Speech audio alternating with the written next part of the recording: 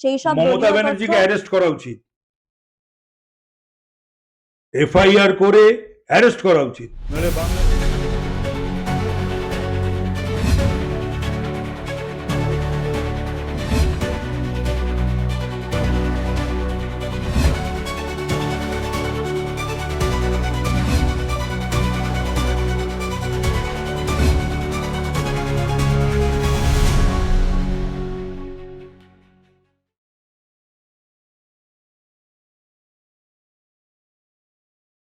নমস্কার। দিল্লি আর্থিক প্রতারণা মামলায় আইপ্যাকের দুটো দফতর, লাউডন স্ট্রিট এবং সল্টলেকের যে দপ্তর, সেখানে ইডি সকালবেলা তল্লাশি চালিয়েছে। দেখা গেল মুখ্যমন্ত্রী নিজে সেখানে 10 মিনিটের মতো উপস্থিত হলেন এবং বেশ খানিকক্ষণ সময় ভিতরে থাকলেন এবং কিছু ফাইল, হার্ড ডিস্ক নিয়ে তিনি বেরিয়ে এলেন।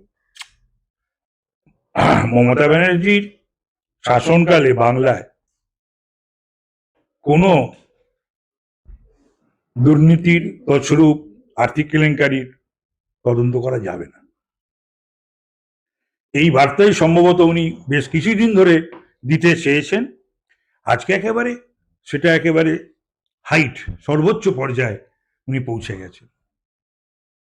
বাংলায় তো নয়, ভারতবর্ষ কোথাও কোথাও কখনো কখনো রাজনৈতিক কারণে হয়তো সেই স্তরের মুখ্যমন্ত্রী তারা পায়নি, কিন্তু ভারতবর্ষে কোথাও কখনো, সে চিদম্বরমের প্রশ্ন হোক, জয়ললিতার, কেজরিওয়াল, সোরেন, হেমন্ত সোরেন, কোনো ক্ষেত্রেই কিন্তু এই ধরনের ঘটনা কেউ তার প্রশাসনকে বা পুলিশকে ব্যবহার করে বা তার দুষ্কৃতীদের ব্যবহার করে এটা ঘটায়। এটা complete violation of law of the land as well as constitutional একটা ইনস্টিটিউশন তাদেরকে অবহেলা। তিনি বেরিয়ে এসেই বলছেন যে এখানে আমাদের এসআইআর এর কাজ চলছিল, দলীয় প্রার্থীদের তালিকা ছিল, সেই সব মমতা ব্যানার্জিকে অ্যারেস্ট করা উচিত,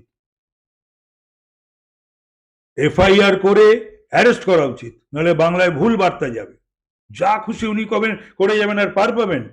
it's she above law, it's she above law of the land, it's she above constitution. কি ভাবেন কি নিজেকে? কোথায় নিয়ে যাচ্ছেন বাংলাটাকে? কাদের উৎসাহিত করছেন? কি দুর্বৃত্ত রাজ চলবে নাকি বাংলায়? পুলিশি রাজ চলবে বাংলায়? দুর্নীতি রাজ চলবে বাংলায়?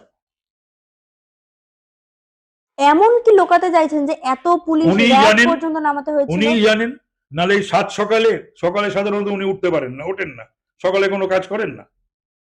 এই শীতের ঠান্ডায়, কনকনে ঠান্ডায় সকালে উনি উঠে লাউডনে দৌড়েছেন, সেক্টর 5-এ দৌড়েছেন। কেন? এটা কি বুঝতে কারোর অসুবিধা আছে নাকি? না বুঝতে সময় লাগে?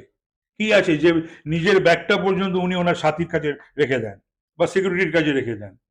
আজকে একেবারে সেই সবুজ ব্যাগ নাকি file, laptop, mobile, hard disk, সেগুলো বুকে একেবারে জাপটে ধরে দুহাত দিয়ে, তারপরে এ তো গেল লাউডনের, আর তারপরে সেক্টর 5-এ সেখানে গাদা গাদা পুলিশ নিয়ে গিয়ে, সেখানেও মনে হলো একটা কোনো পুলিশ কর্মী, সে এক গাদা ফাইল নিয়ে ছুটছে, দৌড়চ্ছে এবং কোনো একটা গাড়িতে রাখছে, এবং পরে জানা যাচ্ছে সেটা মুখ্যমন্ত্রীর গাড়ি।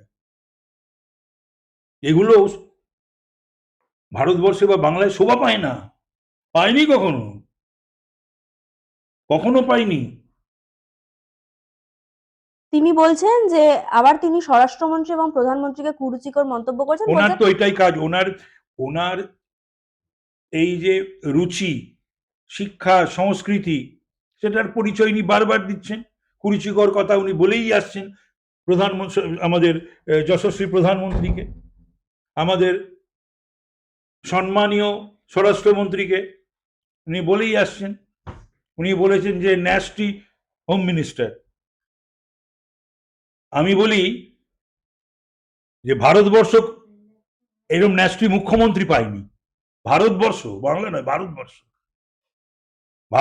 বাংলার মানুষকে আমি যদি প্রশ্ন করি, এখনো যারা তৃণমূলের এই মিছিল করছে আজকে এই ঘটনার পরও মমতা ব্যানার্জির নির্দেশে বা মিছিল করবে বা তৃণমূল করছে, এই আচরণ প্রফুল্ল ঘোষের মধ্যে দেখা গেছিল?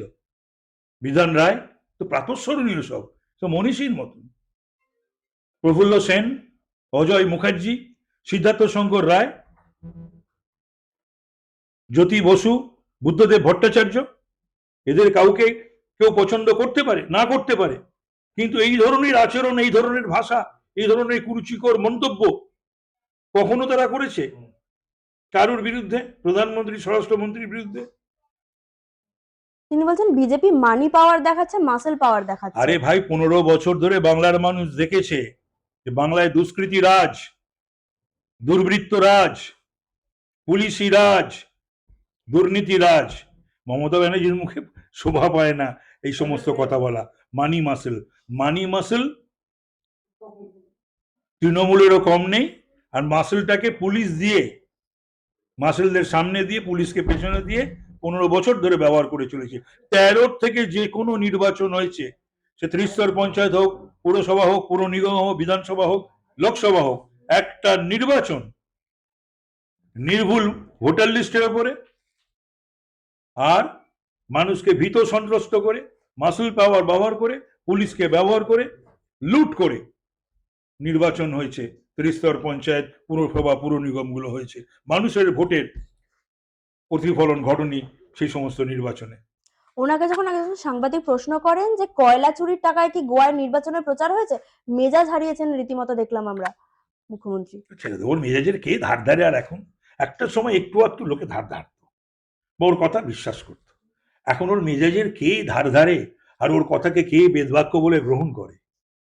বরঞ্চ এখন যদি উনি কোনো 100টার মধ্যে 2টো যদি ঠিকঠাক কথা, সত্যি কথা বলেন, সেগুলোকেও মানুষ বিশ্বাস করে না, ভাবেন যে এটাও মিথ্যাচারের অংশ।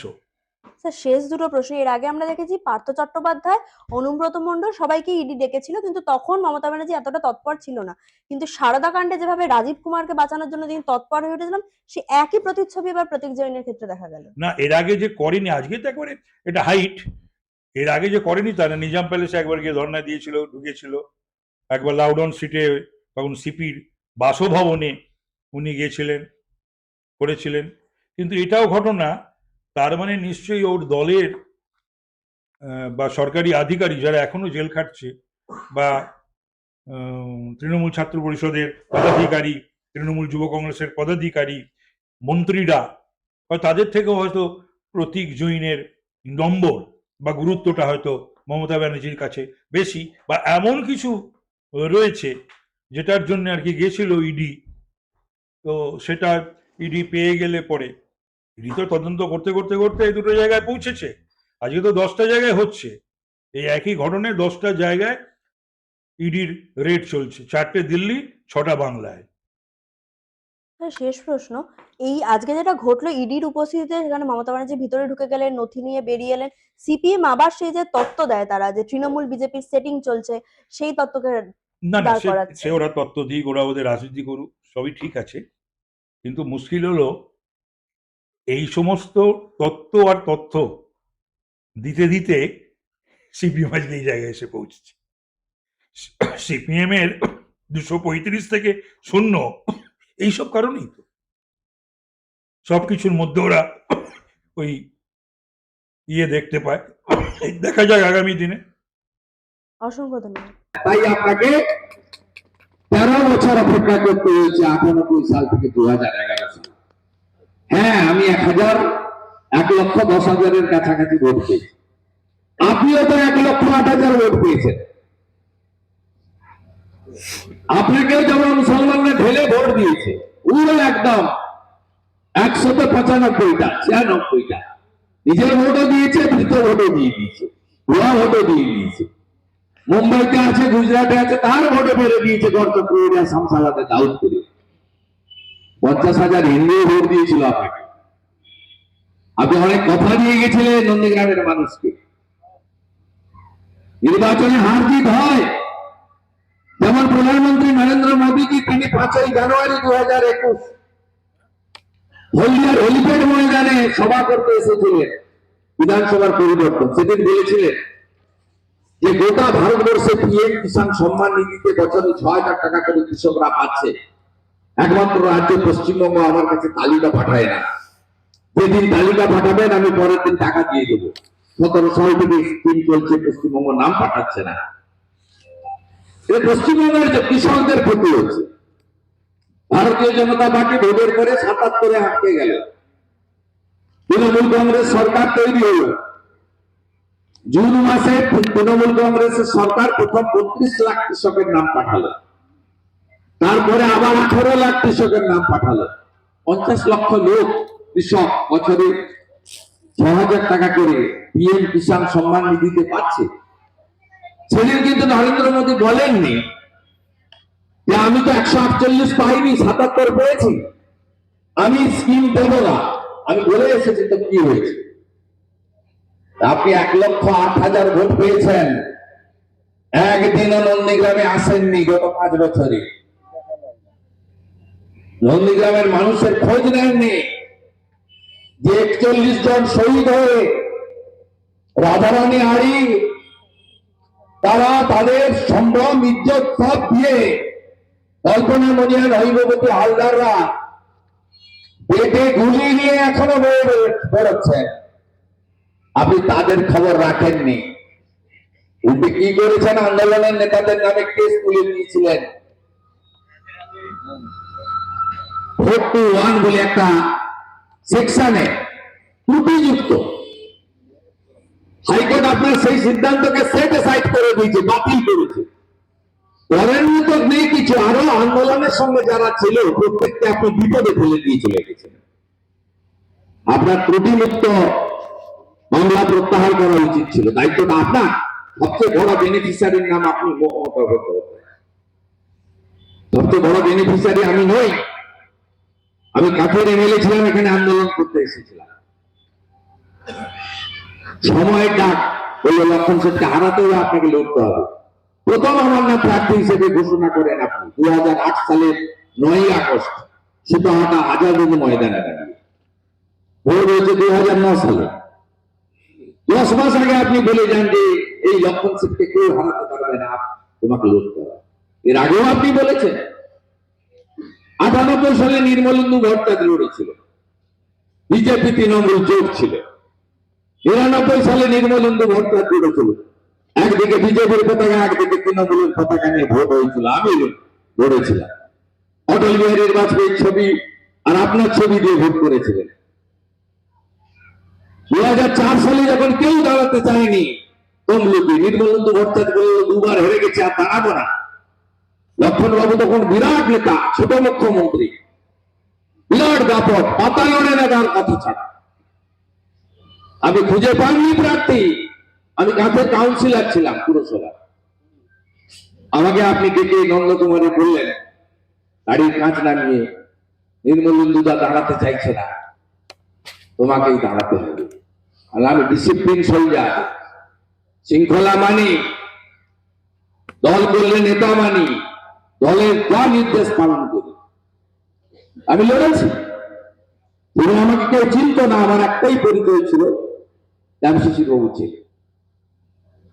সে পরিচয় আজও আছে, তার জন্য আমি গর্বিত। এর বাইরে আমার কোনো পরিচয় সেদিন ছিল না। একটা যুবক ছেলে, চিনি না জানি না। নন্দীগ্রামেও আমি দেবীশঙ্কর পণ্ডার আশীর্বাদ নিয়ে নড়িয়ে দিয়েছিলাম। মাত্র 5,000 গ্যাপ ছিল আমার সঙ্গে লক্ষণবাবু সেদিন নন্দীগ্রামে, মাত্র 5,000। আমার অভিভাবক দেবীশঙ্কর পণ্ডা আমাকে আশীর্বাদ দিয়েছে। লড়েছিলাম, মাটি ছেড়ে পালাইনি।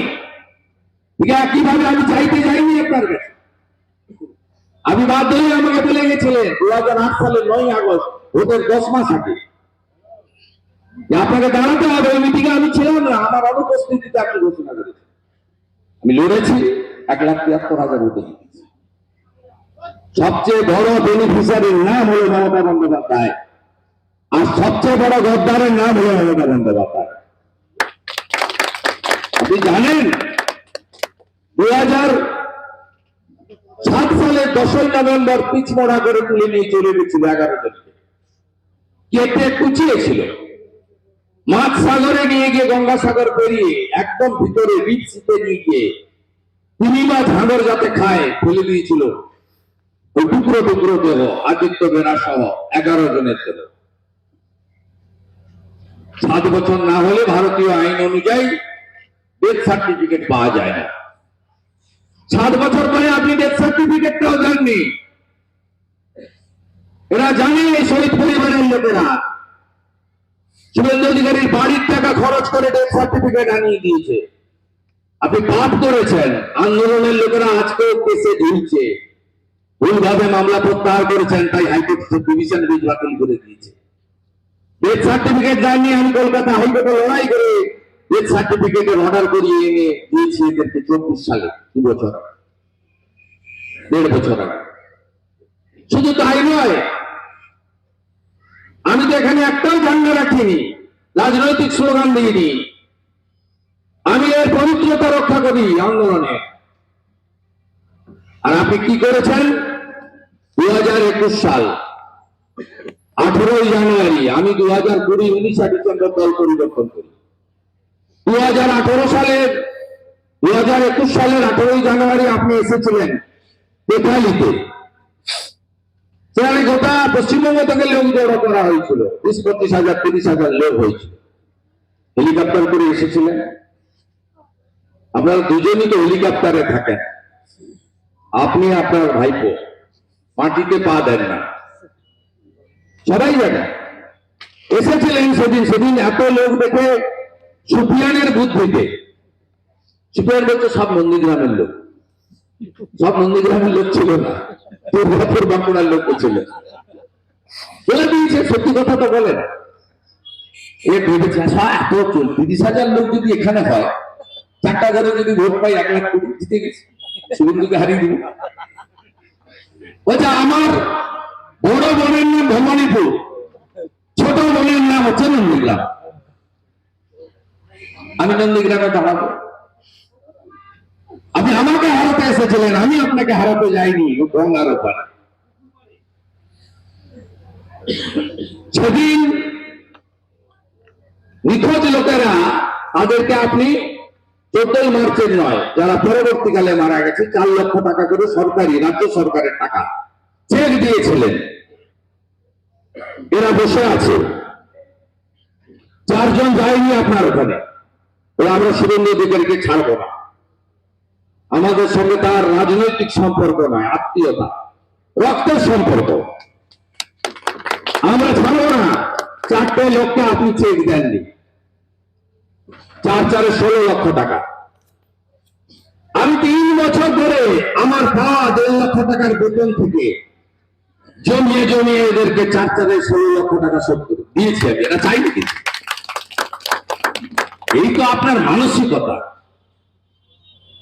কত উদাহরণ দেব, আমাকে এখান থেকে কত রাস্তা যেতে হবে জানেন?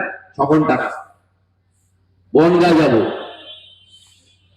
ঠাকুর হরিচাঁদ ঠাকুর, গুরুচাঁদ ঠাকুরের মতুয়া সম্মেলন আছে, তাই আর কথা বাড়াচ্ছি না, আপনারা সব জানেন। আমি আপনাদের বলছি, নন্দীগ্রাম না হলে দিদি থেকে দিদিমা হয়ে যেতেন, মুখ্যমন্ত্রী হতেন না। আসল পরিবর্তন আসেনি। সোনাচূড়ার গ্রামে গ্রামে ছেলেরা গুজরাট, মধ্যপ্রদেশ, উড়িষ্যায় গিয়ে কাজ করতে চলে গেছে, স্ত্রী পুত্র পরিবার বাবা মাকে ছেড়ে। আসল পরিবর্তন আনতে হবে। যাদেরকে আমরা শ্রম দিয়ে, পরিশ্রম দিয়ে, আমি নিজে 42টা মামলা খেয়েছি, প্রয়াত বুদ্ধবাবুর প্রতি আমি কৃতজ্ঞতা জানাই। তখন এডিজি ছিলেন ভূপিন্দর সিং, সিআইডির।